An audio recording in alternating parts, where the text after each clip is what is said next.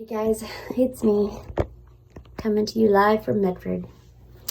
I've done this like 50 times. This is it. You're just getting it raw and real. So it's not going to be perfect, and that's what I'm always trying for, but it's just not going to happen. So first of all, I'm going to read scripture. So it's from Romans 12:17 through 19, and it's from the Message. Don't hit back. If you've got it in you, get along with everybody. Don't insist on getting even. That's not for you to do. I'll do the judging, says God, and I'll take care of it. So I want to share a little something with you that God's been talking to me about. And when I say he's talking to me about it, I mean that I'm getting basically reprimanded. A little background. I have this love-hate relationship with social media. I can't believe what's happening on it lately. I love it for the fact that I can look at my friends and their kids and their grandkids, and that people that I don't get to see all the time, but I don't like how fake it is. It's fake and it's political, and those are two things that I'm not. Believe me, I have opinions, but I'm definitely not a fake person, and I think political stuff is it's my God-given right to have it private, I just don't feel the need to share it with everybody. And that if people did that now, we would probably not be having this little devotion right now.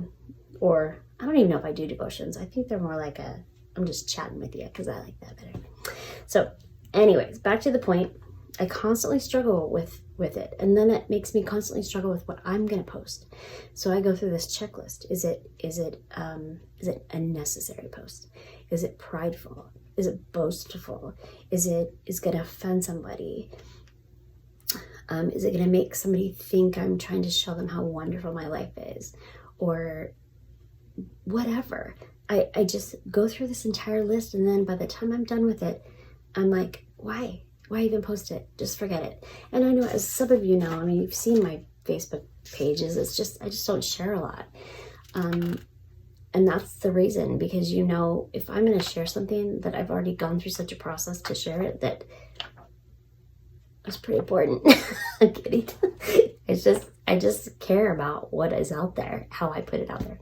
But anyway, so, but I question,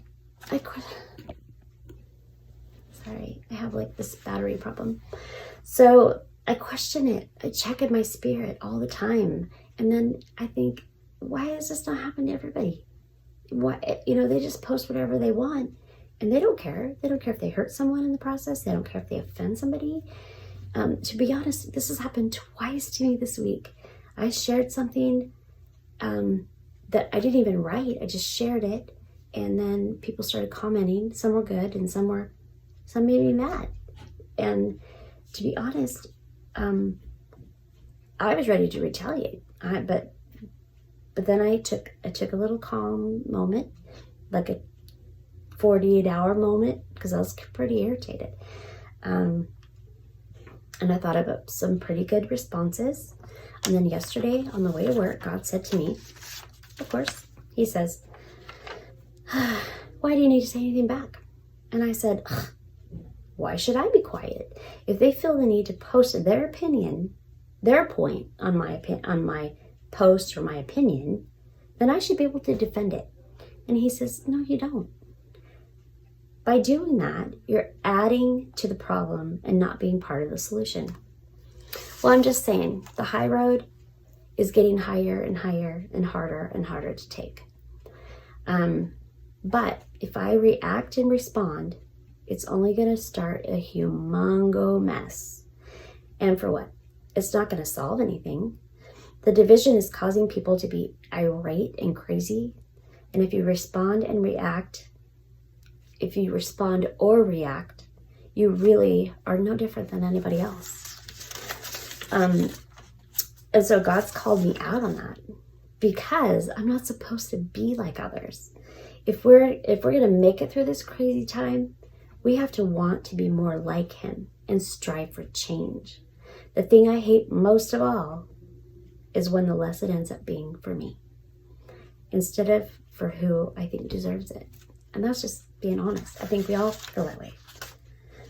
But then I feel special because he cares enough about me to make me a better person. And he knows I'm going to listen eventually. Sometimes the best and most powerful reaction is no reaction. Let them be wrong. Let them state their opinions. And as God said it himself, he'll take care of it. So I hope that you guys have a blessed week, and I hope you take this all to heart.